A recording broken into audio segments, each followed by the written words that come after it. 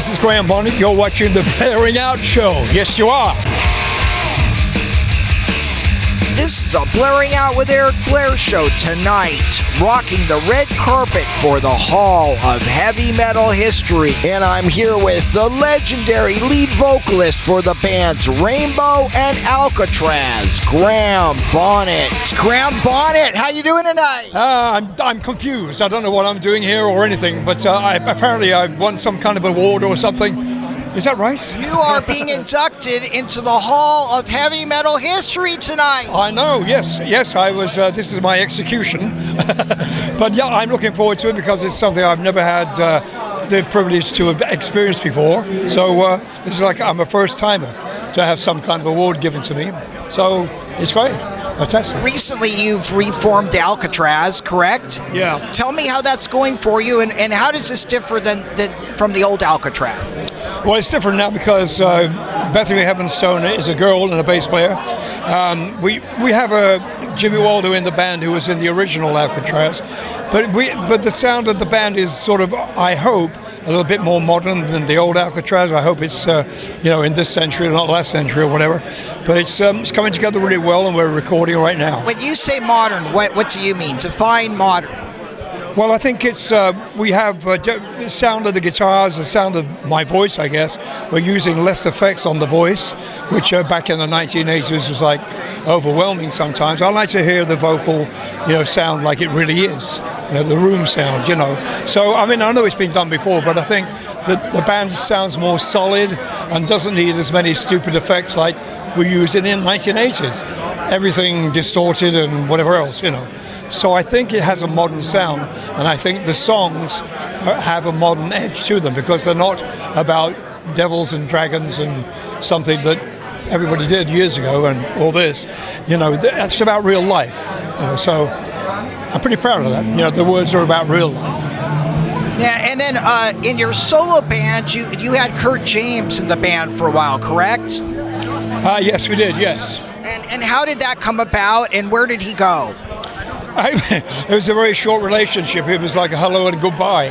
It was something that just didn't work out very well. So that's all I can really say about it. Last time I interviewed you, you guys were working on a Graham Bonnett album in your backyard, in your shed.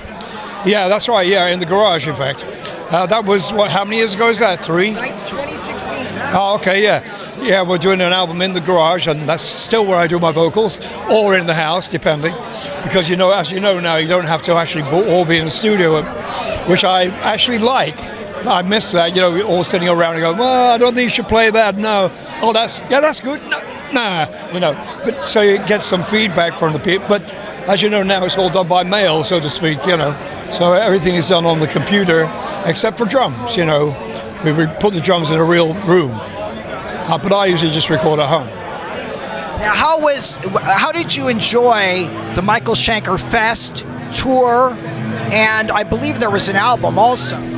Yeah, it's been exciting to actually play with Michael instead of having to go home after a very horrible incident that happened many years ago in Sheffield, England, which I won't bring up now.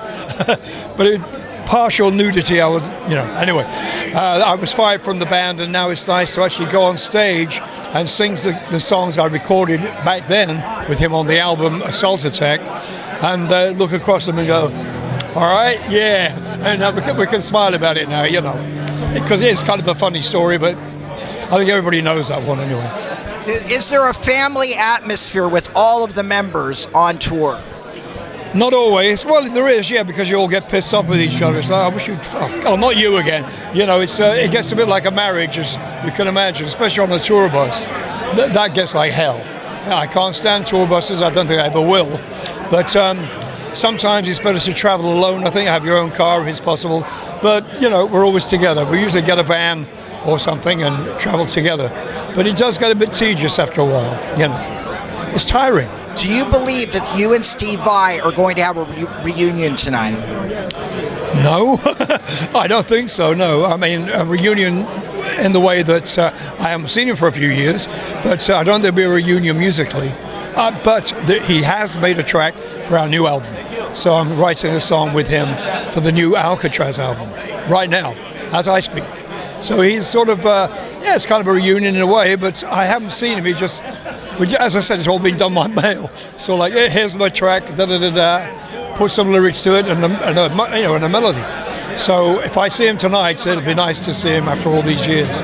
Because there's supposed to be an all-star jam here tonight, and I thought maybe you guys would take the opportunity to do some old Alcatraz. Oh, I don't know about that. I don't know. I think a jam should be well rehearsed. I like that. Recently, we lost Neil Peart to cancer.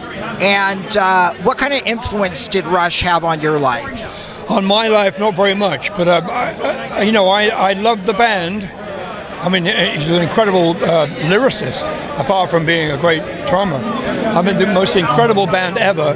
But I wasn't particularly fond of the melodies or the voice. I always because I'm a singer, I like to hear what I call an interesting voice. His voice is interesting, but I had no idea what the hell he was singing about. That was the problem, for me anyway. I am deaf a bit too, so that's probably another problem. But, to have something happen to a man of 63, was he? 67? It's terrible. I mean, I lost a friend. He had brain tumors, and they were recurring over and over again.